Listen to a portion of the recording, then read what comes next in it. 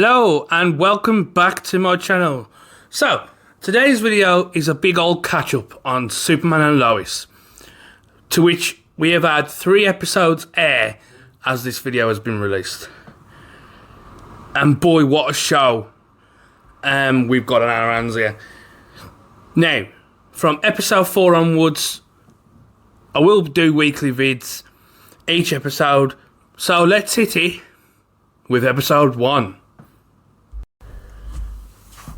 The 60-minute episode, that pilot, really does well with dragging us in. You know, it sets us up with Superman's origin within the Arrowverse. All the key points are there, from Kal-El landing in Smallville, PA? Where's PA coming from? Park Kent's passing, Clark meeting Lois for the very first time, and one of the best moments in the episode, that classic suit, straight from the comic books. And that line, "Thanks, my mum made it." Oh, it's just so humble, and it makes me love his version of Superman even more than I already do. I can't speak today, folks. Anyway, moving on. The character development in the episode does the characters justice, really does. Of course, we have Lois, Clark, Jonathan, Jordan, Lana, Kyle, Sarah, and the Stranger. These are all the key characters going forward into the series, with Morgan Edge in there eventually. But of course, we do later find out that the Stranger is none other than Captain Luthor, from what I'm assuming has got to be another Earth. But all these characters do balance out the series really well, to the point at which we can enjoy where the characters go from episode to episode. Now, the episode's real standpoint here is the emotion that all the characters are going through. You know, you got Jordan and his mental health, and obviously his newfound powers. But you've got Clark losing his job, and you've got him losing Mark Kent very early on in the episode. This obviously sets up why they end up going back to Smallville, and it's brilliant. It really is. The scene in which Superman versus Captain Luthor is a wonderful action piece. You confuse it for a movie for a moment. Straight up with the whole filming of this series, you definitely would confuse it with a movie. But it is absolutely brilliant. And obviously we find out that Captain Luthor seems to have a past with this version of, this Superman. Or a version of Superman from his Earth. And we obviously get a little bit more of that in the second episode. We get nothing from it for episode 3. But it's still really good. Okay, so moving on to episode 2. And this episode continues that streak of the first episode. Moving on to how everyone deals with moving to Smallville. Jordan and Clark travel to the Fortress of Solitude, but only to discover that Jordan will never be quite like Superman. Meanwhile, we have that Captain Luthor looking for kryptonite, and we get a lot more info in relation to why Luthor wants Superman dead. General Lane is involved in this instance, somehow. Not our General Lane, not General Lane of this Earth, but the General Lane from the Earth that Captain Luthor's from.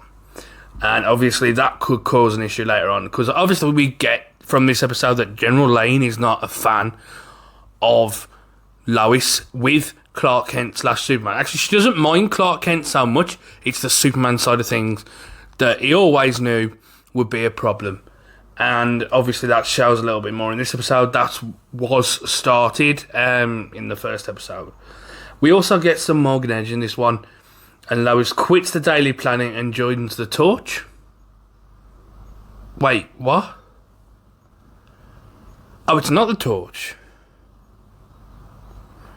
Oh, it's a Smallville Gazette. Oh, my bad. My bad there, folks. So yeah, this episode, while, there's some smaller towns in there, there's also some big stuff going on as well. The whole hell, flipping it upside down to make numbers, what could that be? You know, it's some kind of badge number, I'm assuming. But Captain Luthor at the end also had the very same one, not with different numbers. So, what's going on there? Now, I couldn't help but notice that the Superman suit from the Other Earth, when we got that glimpse of what happened in the Other Earth, was very similar, if not the same, to the black suit that we got in Elseworlds. So, are we seeing a version of Elseworlds, but on another Earth that was something that happened with Superman? Or are we seeing something else? You know, is there a connection there or not? I don't really know at this point.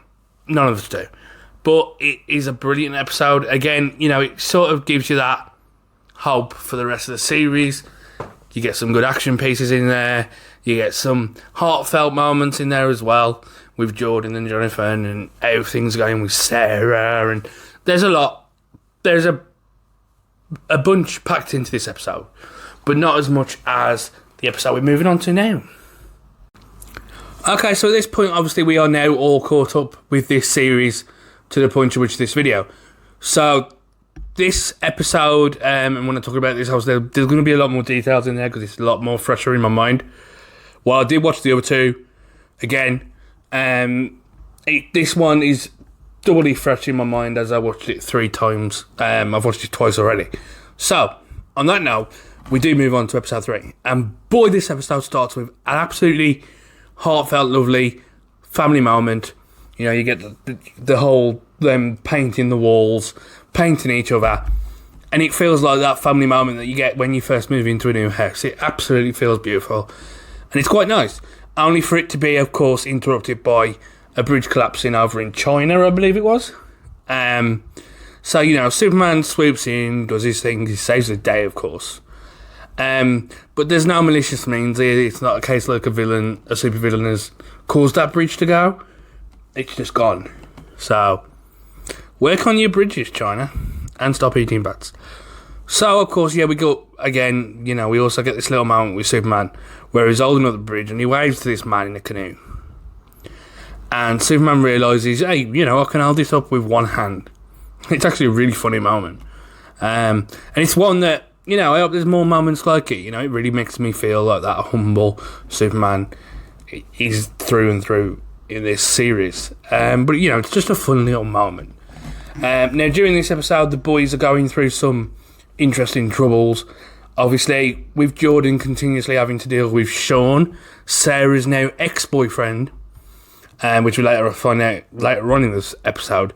And the rest of the football team, it seems. You know, there's a lot of issues. You know, it's the typical jock type thing where all his friends are gathered around him just to take on one guy, you know. The wimpy bully. Whatever. Anyway, but yeah, you know, Clark shows up in this moment only to piss off Jordan, of course. And obviously for this episode we get no Luther. However, Lois is investigating into Edge, gets her into some muddy waters, to be fair. You know, her car gets destroyed, burnt up. She's being watched by this guy that I believe is the same actor who played Colossus in like the X-Men, early X-Men films, and Days of Future Past. I didn't double check before I started my video. I probably should have done, but hey ho. Anyway, later that week, obviously, we do get the fact that it's probably the next night, actually, the next day, and Jordan decides to join the football team.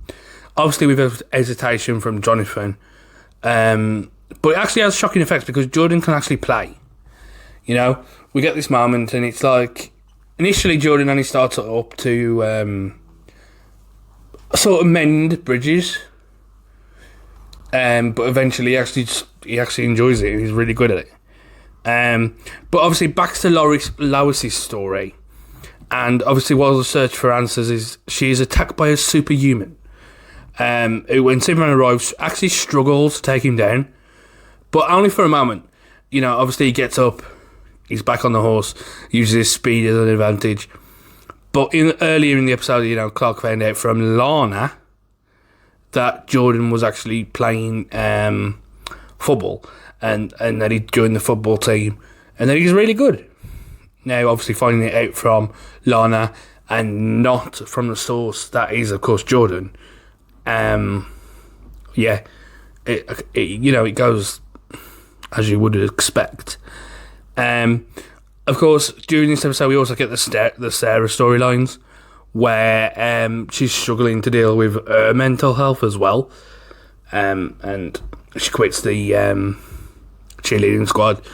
You know, she splits up with Sean, and Jordan and Sarah do have a nice moment. There's one thing I have to point out as well that I haven't got written down, and it's the way Clark acts around, you know, after he decides to be the coach for the boys, and it's actually really funny. It's nice to see that side of Tyler Hoechlin's, you know, acting. It's so funny to watch, and it's honestly just him carrying that water bottle and struggling and having that whole thing. It's just brilliant, you know. It's a Superman, it's Clark Kent that you want to see, where he actually does like to show that he struggles to try and put people off that he might be Superman. So yeah.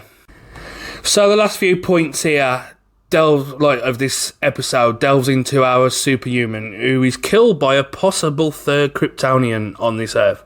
Now, of course, I'm saying third Kryptonian because we have Superman, we have Supergirl, and now we have this girl with laser eyes. Now, I'm not trying to say that she is Kryptonian, but this is a possibility out there.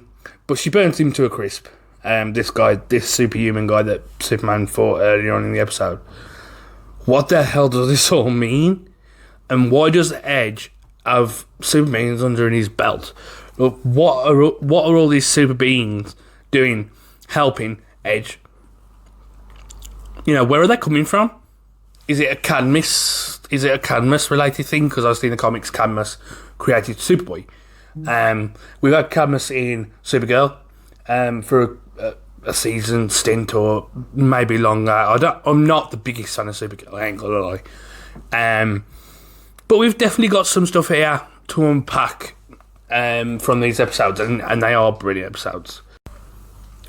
So, just summarising the series so far, the show definitely gets the characters right.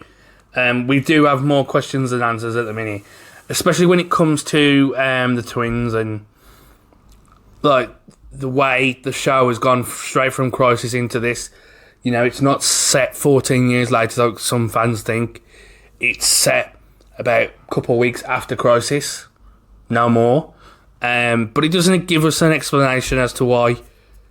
You know, it's just sort of become the norm that they've got twins and that's it.